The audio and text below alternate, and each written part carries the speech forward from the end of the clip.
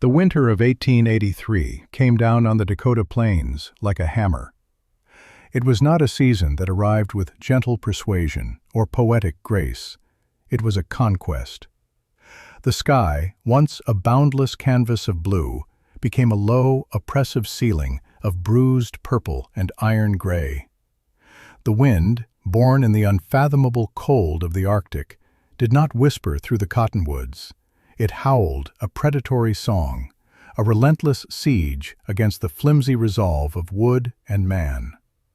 For the settlers scattered across that immense, unforgiving landscape, survival was not a guarantee, but a daily wager against an opponent that never tired and held all the cards.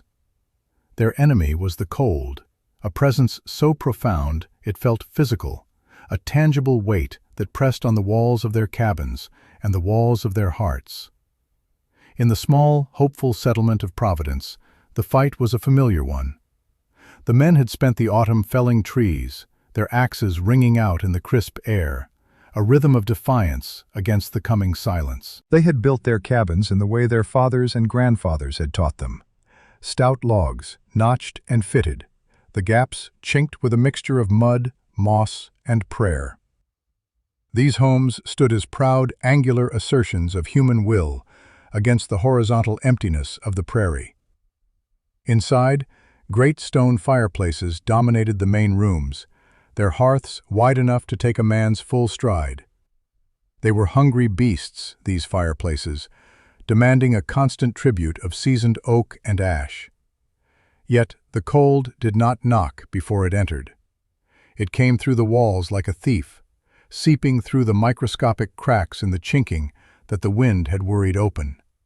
It slid under the doors like a serpent and poured down the chimneys when the fires burned low.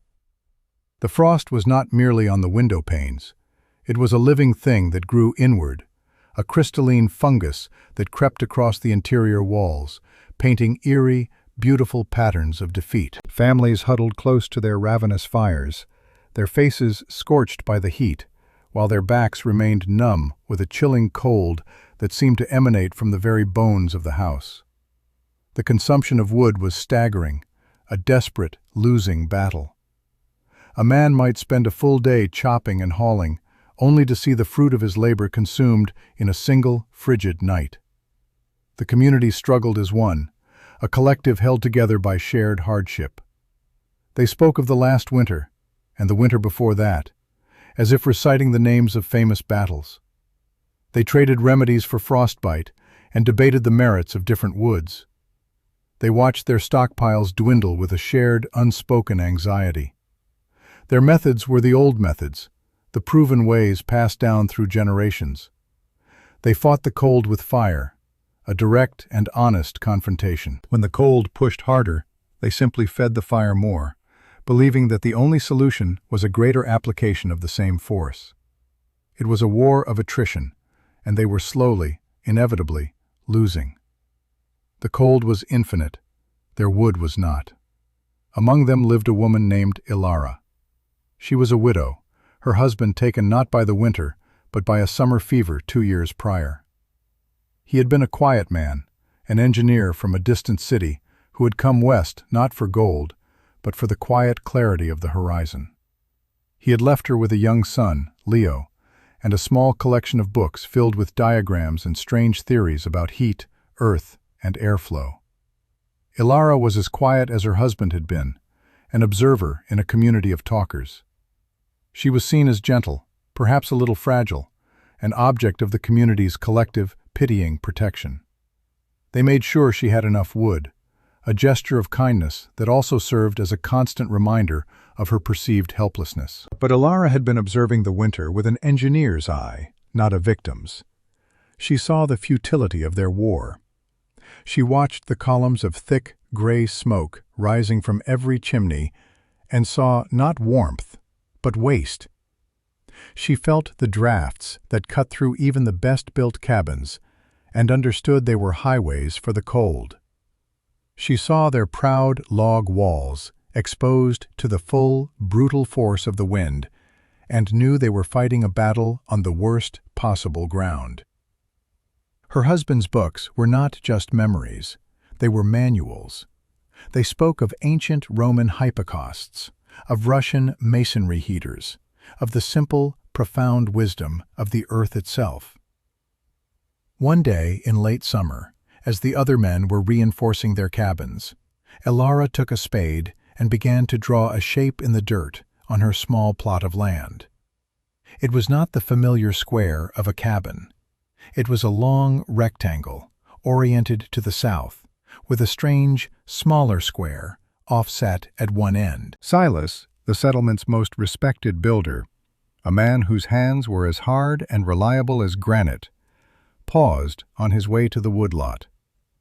He watched her for a moment, his brow furrowed.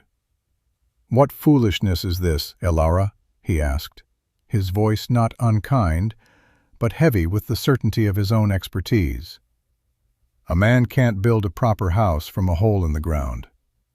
Elara looked up, her hands already stained with the rich, dark soil. "I am not building a house, Silas," she said, her voice soft but clear. "I am building a shelter. The earth will be my walls." She explained her idea, a concept gleaned from her books and her own quiet reasoning. She would dig down into the prairie, creating a dugout, using the planet's immense thermal mass as her primary insulation. The wind, she explained, would pass over her home, not through it. There would be no towering log walls to fight the gale, only a low, earthen roof that would soon be covered in native grasses, becoming part of the landscape itself. The men who had gathered around Silas exchanged glances. Some chuckled, a low rumble of disbelief. A dugout was a temporary measure, a desperate first home for the poorest of settlers, to be abandoned as soon as a proper log cabin could be raised. It was a symbol of poverty, not of innovation. "And the damp?" another man called out. "You'll be living in a mud puddle by the first thaw." "And the dark?" another added. "It will be a tomb." But it was her next statement that drew outright laughter. "It will have no fireplace," she said. The men stared, then roared. "No fireplace? In Dakota?" The idea was not just foolish, it was suicidal. It was a direct insult to the fundamental law of their existence. "No fireplace?" Silas repeated, shaking his head as if she had just confessed to believing the moon was made of cheese. "Woman, you will kill yourself and that boy. The cold will take you in a single night. This is not a game. This is not a page in one of your husband's strange books. This is life and death."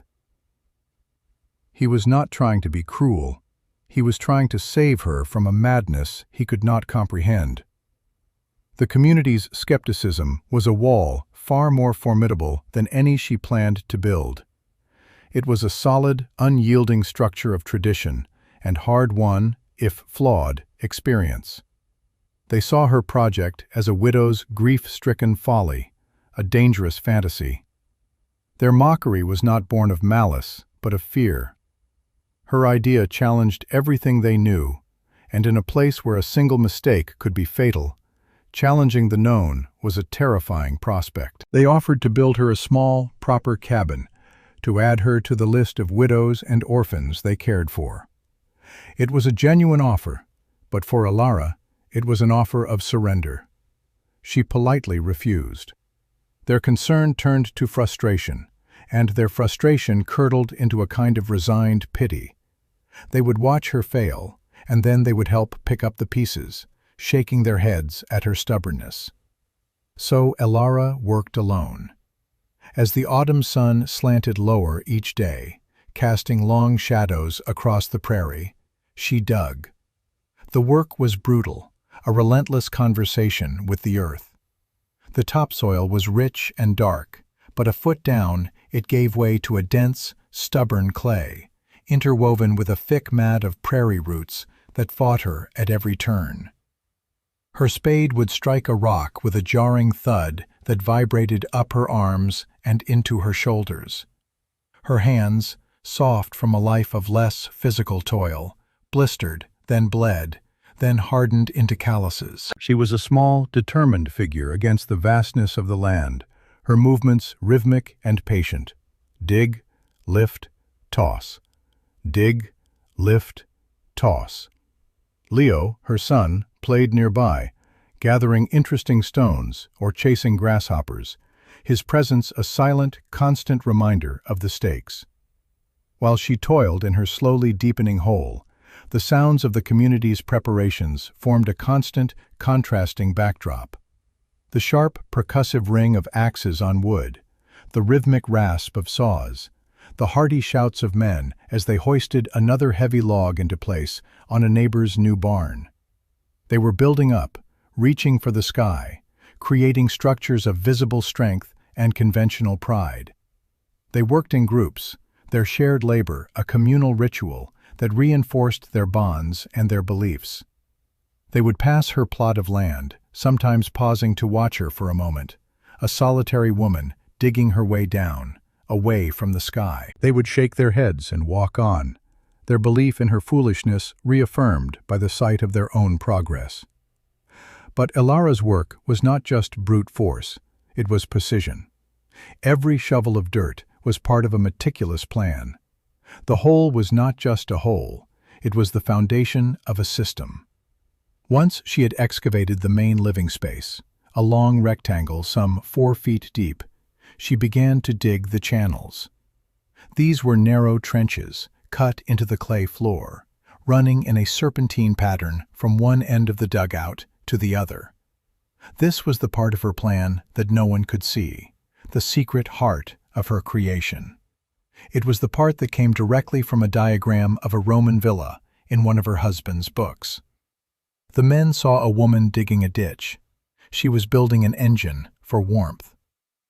Next, she lined the trenches with flat stones that Leo helped her gather from a nearby creek bed. It was a slow, painstaking process, like assembling a complex puzzle. Each stone had to be chosen and placed to create a smooth, continuous flue. She then capped the trenches with larger, thicker flagstones, fitting them together so tightly that only the thinnest of cracks remained between them. She sealed these cracks with a thick slurry of clay and sand, creating a sealed, stone-lined network of tunnels that lay just beneath the floor of her home. This hidden vascular system would, she hoped, carry the lifeblood of her shelter, not water, but heat. While the community stockpiled massive ricks of firewood, preparing to feed their hungry hearths, Elara built her firebox. It was a small, brick-lined chamber located outside the main dugout, at the head of the stone channels. It was connected to the house only by that subterranean network. Above it, she constructed a short, squat chimney, barely 3 feet tall. This, too, was a source of derision. "That little pipe?" one neighbor had scoffed. "A puff of wind will blow your fire right out, if you even manage to light one." They did not understand. Her chimney was not for creating a draft to pull air through a massive fireplace. It was simply for exhausting the cooled smoke after its heat had been harvested. The final piece of the system was the mass.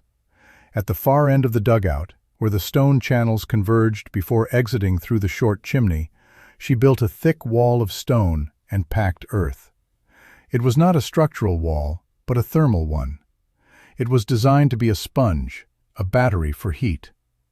The hot air and smoke from the firebox would travel the length of the house through the underfloor flues, their heat radiating upward through the flagstones, warming the floor. The still hot gases would then circulate through chambers within the thick earthen wall, surrendering the last of their energy into its dense mass before exiting, cool and spent, through the chimney.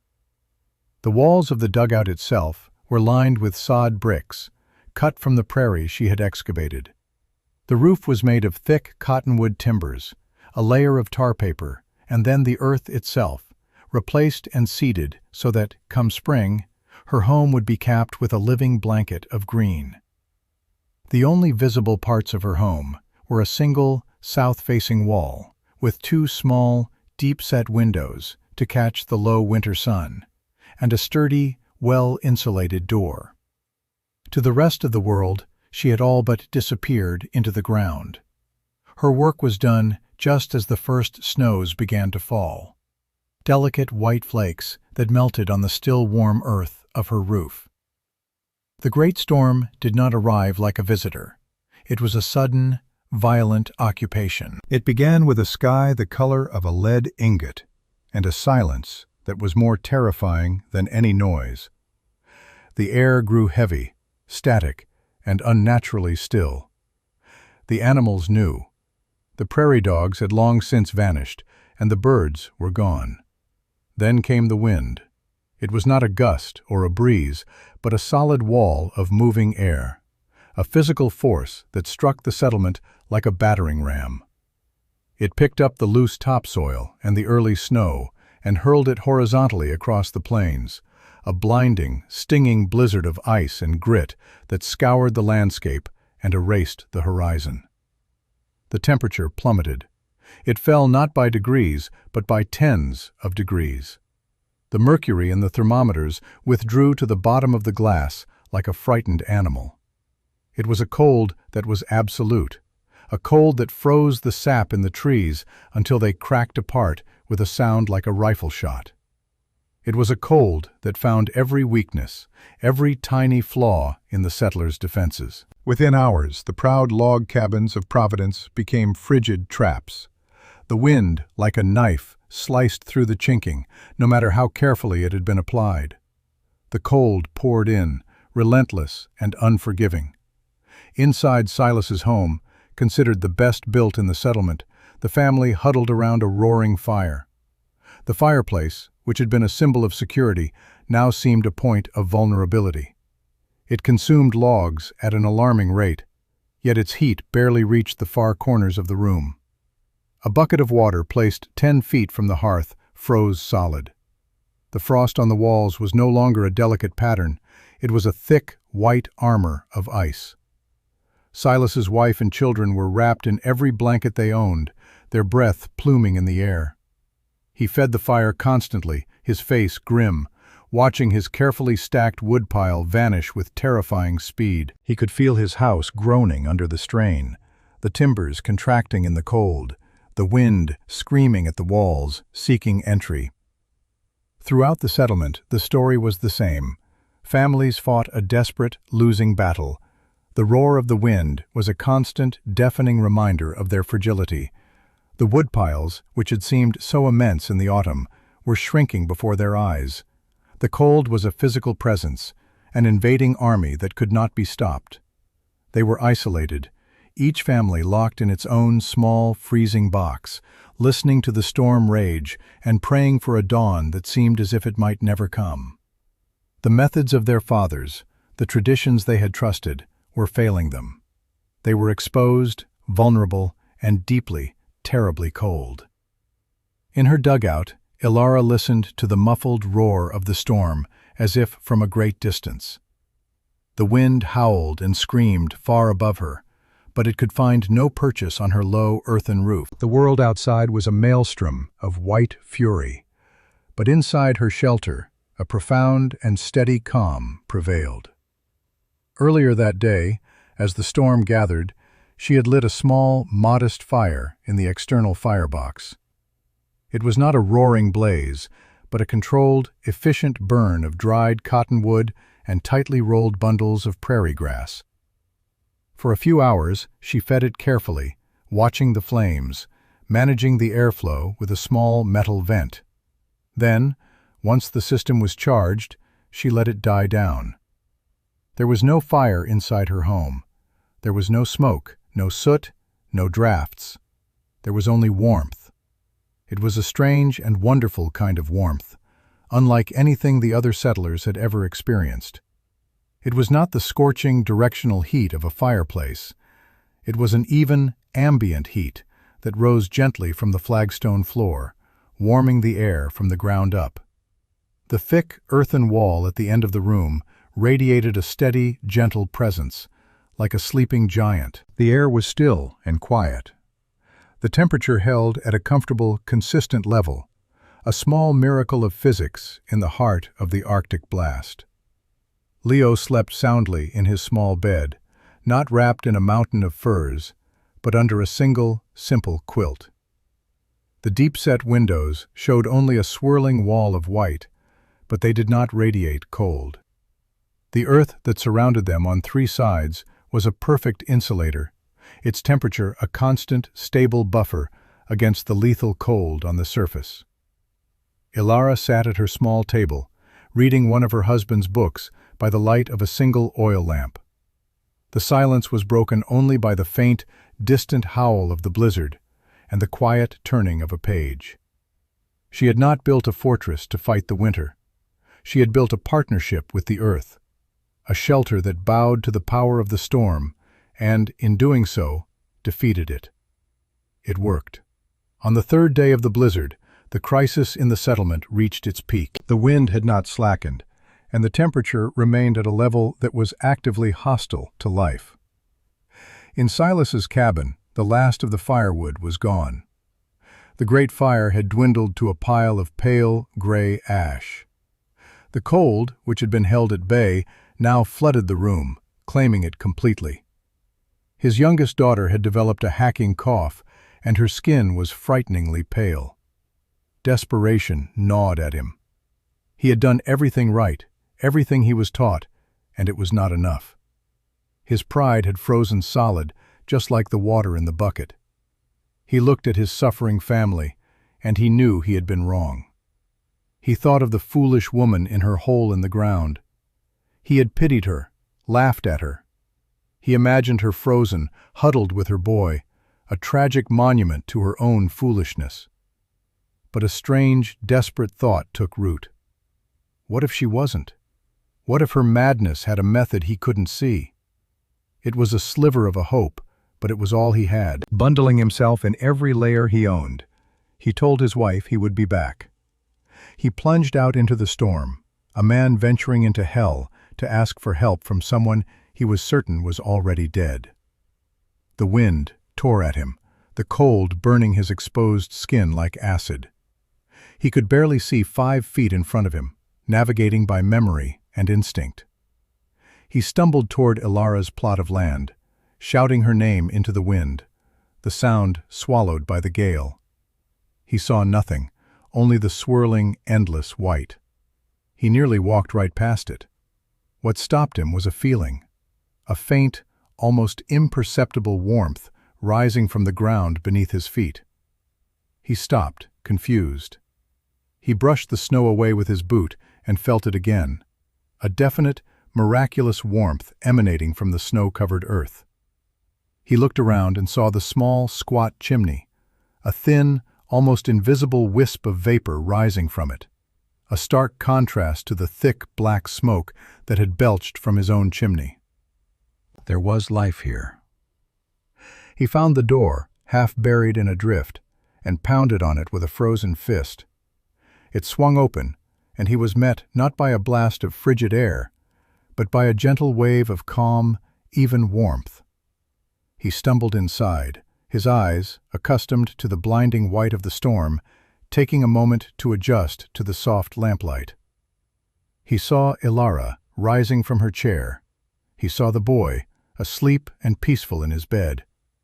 He saw a room without a fire, yet warmer and more comfortable than his own had been, with a blaze that could roast an ox. The air was fresh and still. There was no frost on the walls. There was no desperation. There was only peace. Silas stood there, a giant of a man covered in snow and ice, his beard frozen solid, and he stared in utter, dumbfounded disbelief. He was looking at the impossible. He had come expecting to find a tomb, and instead, he had found a sanctuary. The contrast between the howling chaos outside and the serene warmth inside, between his own failing fortress and this humble, successful shelter, shattered his lifetime of certainty. He looked at the smooth stone floor, the thick earthen walls, the quiet woman before him. All his mockery, all his confident pronouncements, all his pride crumbled into dust. Ilara did not say, "I told you so." She did not boast or gloat. Her triumph was as quiet and steady as the warmth in her home. She simply looked at the exhausted, half-frozen man in her doorway and saw a neighbor in need. "Silas," she said, her voice calm. "Come in. You must be cold." She helped him out of his frozen coat and sat him down at her table. She poured him a cup of hot herbal tea, her hands steady. He took the cup, his own hands shaking too badly to hold it without spilling. He drank, the warmth spreading through his chest, a feeling of profound relief that was almost painful. He looked around the room again, trying to understand what he was seeing. Where is the fire?" he finally managed to ask, his voice a hoarse whisper. She explained it to him then, in simple, direct terms. She spoke of the firebox outside, of the stone channels beneath his feet, of the earthen wall that held the heat like a reservoir.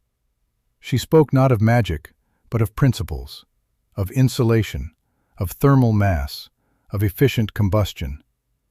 She made it sound not like a miracle, but like common sense, a logic so clear and simple he was ashamed he had never seen it. He, the master builder, had been trying to fight the ocean with a bucket, while she had built a boat. He was wrong. It was a simple, devastating, and liberating thought. He was wrong.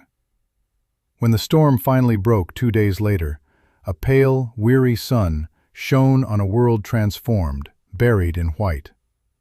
The first person to emerge from their cabin was Silas. But he did not go to his own woodpile. He went back to Ilara's dugout, this time not alone. He brought his wife and his sick daughter. Ilara welcomed them without question, making a place for the child near the warm wall. The news traveled through the settlement like a slow-moving shockwave. One by one, families whose wood was gone, whose homes were unlivably cold, made the short, difficult journey to the widow's strange home. They came as skeptics and left as believers. They would arrive shivering and miserable, and step into a world of impossible warmth. They would stand on her floor, feeling the heat rise through the soles of their boots, and their faces would register the same sequence of emotions Silas had felt: disbelief, confusion, wonder, and finally, a deep and profound respect. The dugout, once a subject of ridicule, became a refuge, a communal haven crowded with the very people who had scorned its creation. Ilara shared what she had, her small stores of food, her quiet space, her revolutionary warmth. The laughter was gone, replaced by a hushed and humbled silence. Silas became her first and most devoted student. He did not ask, he begged. "Teach me," he said, his voice stripped of all its former authority. He sat on her warm floor, a notebook and pencil in hand, tools he hadn't used in years, and he listened. Ilara, patient and methodical, drew diagrams in the dirt floor with a stick, showing him the layout of the flues, the construction of the firebox, the proper thickness of the thermal wall. She explained why the chimney should be short, why the fire should be small and hot, why smoke was simply heat that had been allowed to escape. Others soon followed Silas's lead. The men who had laughed the loudest now stood quietly, hats in hand, waiting for their turn to learn. They asked questions, no longer with scorn, but with the earnest curiosity of children.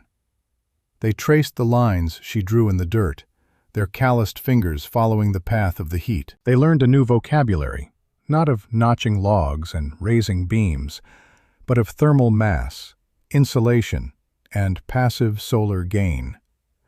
Ilara shared her knowledge freely, holding nothing back. Her husband's books, once a private solace, became a public resource. Their pages passed from hand to hand, the complex diagrams suddenly making a clear and vital kind of sense. She was no longer the foolish widow. She was the wise woman of the plains, the engineer of survival. That spring, A new sound echoed across the settlement.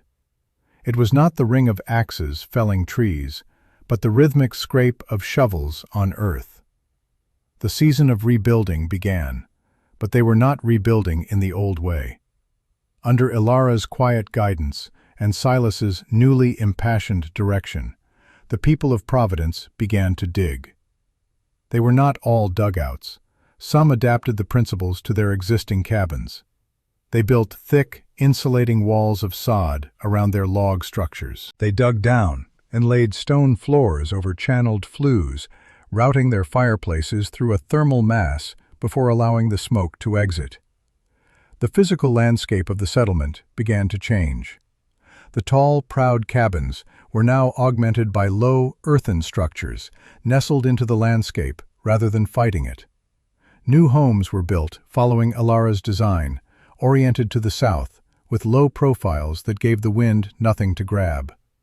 The massive wood piles of previous years were replaced by smaller, more modest stacks.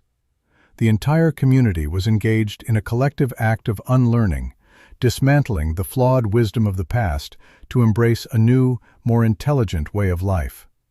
The work was hard, but it was hopeful, energized by the memory of the cold and the promise of a future free from its tyranny.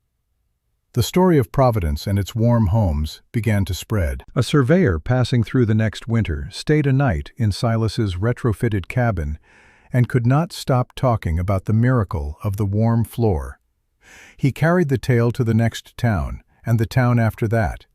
Travelers, land agents, and new settlers heard the stories of the settlement that had tamed the Dakota winter.